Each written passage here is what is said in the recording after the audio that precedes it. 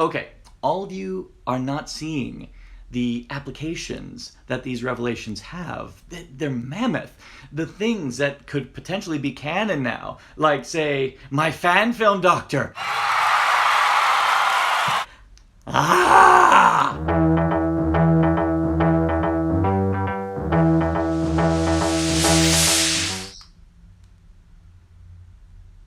Okay, I've got feelings.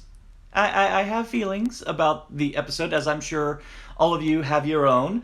I think we should all just learn to cope together and try and be as civil as humanly possible. Sorry, that's the internet. It's never going to happen. Well, I would definitely say it's a stronger finale than Ranskoroff, Kolos, or Resolution. I'd say the big thing that shined above all in this episode was actually the Cybermen. The Cybermen, even though I really thought they were threatening in the last episode, they really got some great freaky-ass moments in this episode. And the best part is, because the Doctor is so preoccupied with this other side to the story, we got a lot of moments where Graham, Yaz, Ryan, and a lot of even the side characters got a chance to step up. We had a beautiful moment with Graham and Yaz, and Ryan got an incredible triumphant moment, something that was alluded to the first time we saw him at the beginning of this season. There was a great, fist raising, oh my god, Ryan pulled it off. And that's kind of been Ryan's whole arc all the way through, is that he's always stumbled through life. He's always kind of fallen off the bike. And the whole thing that's made him endearing is his tenacity to get on the bike, because that was the lesson taught to him in the beginning by Grace, is that it's not so much important that you stay on the bike, but that you keep getting back on the bike. That's the important lesson that's always been told with him. And they really got a chance to allude to that a bunch of times this season, but this was a great moment for him. And if Tosin Cole's time on the show is numbered, I'd like to say that he would end on a good note here. I get the feeling that this may not actually be the end for the Companions yet. Apparently we're going to be getting one more episode before this next freaking gap. But if we get this episode, great. And if that's the one where we get a nice wrap-up for the fam, I'm all for it. Now, going back to the Cybermen, another thing that really worked in this episode was a lot of the stuff regarding Ashad, the lone Cyberman. Now, one of the things I really said I liked about the lone Cyberman is the fact that it was interesting that we have a human who willingly succumbed to cyber conversion, and as a result became this psychopath that was all about the idea of just completely eliminating any sort of human emotion. And because this character is so damn menacing, we get some really great tense moments where a lot of the companions actually have some near-death encounters with. There's this especially freaky one where Graham recommends a pretty risky idea in order to maneuver around the Cybermen, but before they can even get to that point, there's a spot where involving the lone Cyberman, which if I was grabbing the armrest of the couch, I probably would have wrecked the fabric, because it was actually a pretty tense moment, and it was filmed especially well, and the actors were really bringing their game on there. My only real disappointment with the Cybermen with this episode, apart from what I'm going to talk about later, is the fact that Ashad, the lone Cyberman, this is his last go-around. He's dead in this one, and I was like, aw, it's really a shame, because we really don't get that many great, memorable Cybermen. Off the top of my head, the last great Cyberman villain character who really stood out in my mind was Kevin Banks in his performance as Cyber Leader in Earthshock. That was the only Cyberman I encountered that really got to challenge the Doctor on a philosophical level, and I don't really feel that we've had that since then. So I guess that was a spoiler, so open season now. In order to lead into the thing I know you guys want to talk about, we have to talk about Sacha Dhawan as the Master. Man, that scenery must have been made from The Witch by Hansel and Gretel, because he was chewing. He was chewing that scenery. He was chewing it all good and tasty and proper. He was just this giddy, sick-ass little kid in a candy store, just eager to break the Doctor because he thought he had this major card that he could have played that could have broken the Doctor's will. If you remember my Spyfall Part 2 review and a lot of my worries about what Chibnall's doing with the Master in this, my big thing was, are you retconning what Moffat did with Missy? What the idea of redeeming the Master? While I still feel that there's wiggle room that I don't feel that's the case, there's a part where the Master says, I don't have a better nature, and I'm going, yes you do, we've seen it. It may not be a conventional way to see a better nature, but we saw it, where you actually made positive moral choices. I think it's safe to say that it's there.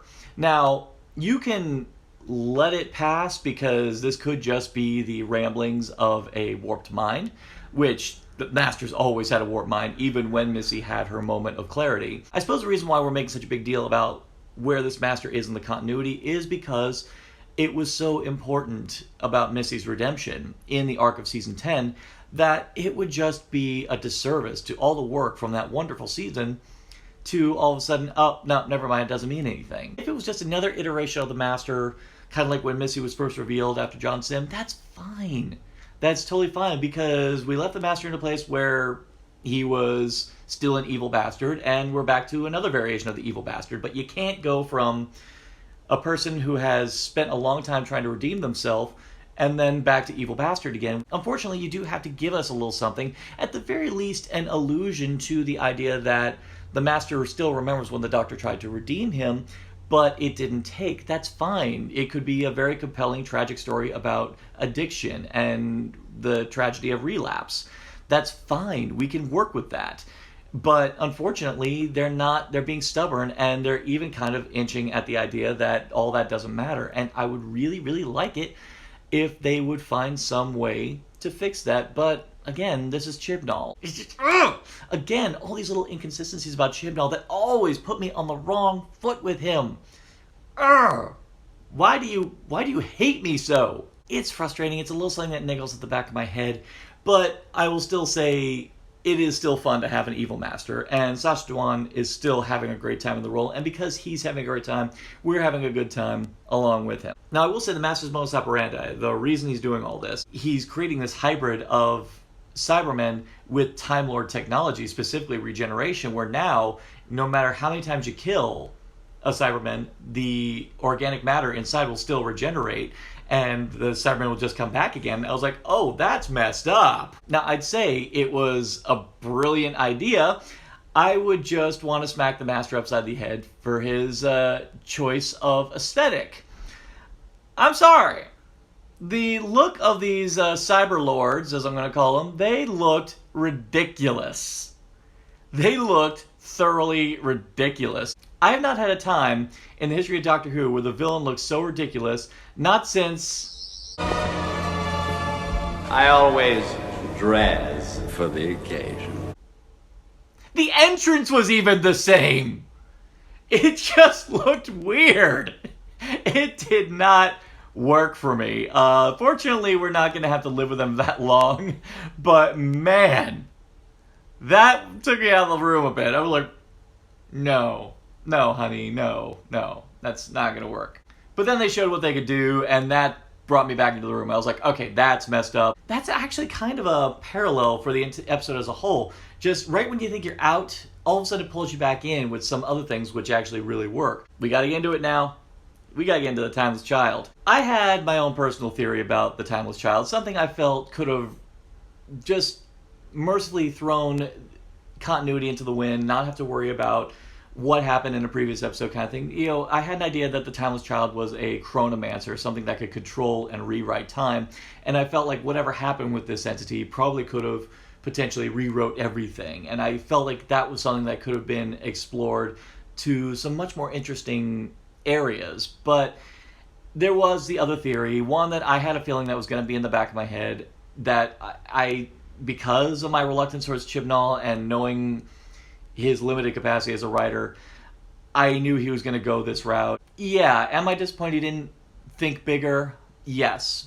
But am I shocked? No. Because the optimist as I am, I do feel that there is still some really strong possibilities for the future of Doctor Who with this implication. Of course, the big reveal that the Doctor is the Timeless Child, and that the Doctor has been around going all the way back to the dawn of Time Lord civilization, and that she was this evolved being that on her own was able to regenerate. And this Gallifreyan found her and found the way to harvest the ability, and ultimately laid down the foundations for Time Lord society. And I've already heard people who are kind of, punching the air because of this revelation, because it goes back to a moment in Brain of Morbius where the Doctor was having a mind duel with Morbius, and we saw the face of the Doctor, but then we saw these other faces. Other people just brush it off as the other incarnations of Morbius, but a lot of people also suspected that those were other faces the Doctor has had over the years. I was one of those who didn't really like that idea,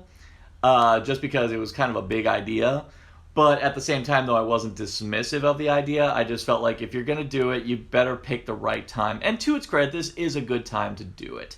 And you can tell Chibnall was obviously a very big fan of that theory, because he just barreled on in and just went ahead and did it. So I admire your bravery. Get off Twitter if you're on it. Now, whether or not this revelation actually works in the long term, we're just going to have to find out. That's just something that, as time goes on, we're going to have to explore. And I'm hoping that that's all part of Chibnall's master plan, is that we explore those ideas for once. Some people have made an observation about what does this actually mean? Like, does it actually amount to anything? Particularly because we do have a great scene in The Matrix where the Doctor manifests in her subconscious, Dr. Ruth, still my hashtag. She says this absolutely wonderful line, a line that I actually love. Have you ever been limited by who you were before?